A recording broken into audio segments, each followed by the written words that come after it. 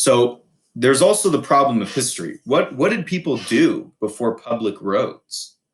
Before it was required to pay for them through taxation. Now, there have been for hundreds of years road taxes and things like that.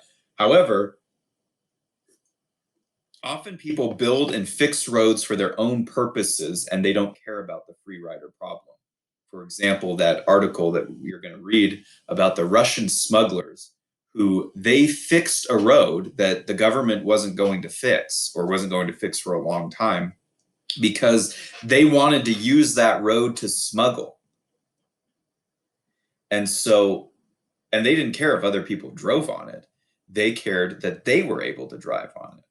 So, but in the United States of America, there was actually a study on this, the history that's footnoted down here, on the voluntary provision of public roads, and they used to be called turnpikes. This is even before cars. In the 1800s, privately funded roads were built during this time. In the year 1800, this is when Thomas Jefferson is president,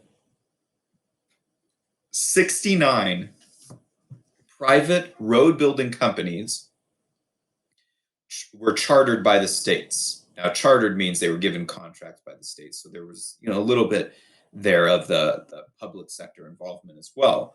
But there were these private road building companies competing against one another to build roads without requiring them to be paid for through taxation.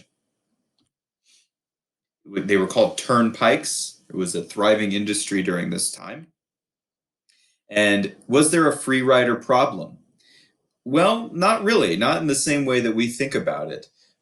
There was people did use the roads without directly paying for them through taxation. So if that's the free rider problem, then yes. On the other hand, the road builders didn't care because where they were receiving their money from was businesses were investing in these companies to build this network of roads that would benefit the businesses. Now, why did the businesses do that? Well, because having these roads near them meant that they had more customers come near them, which meant more customers would buy their goods and services. And so in the customers voluntarily buying these goods and services from these businesses, and then these businesses investing in the roads, and then people using the roads for their convenience, there's this mutually beneficial arrangement where the businesses are investing in the roads because they make the businesses better off. The road building companies are building the roads because they're being paid by the companies to do that, and therefore they're better off. They're competing against one another for these road building contracts around these areas. And the people using the roads are better off because they can use these roads for free, and it gives them more convenience in reaching the places that they want to reach. And so historically, road building, even going back to the time of Thomas Jefferson's presidency in 1800, was a thriving private industry where free riders did not harm the system. In fact, free riders were encouraged that you use the roads as much as possible because that brought in more business.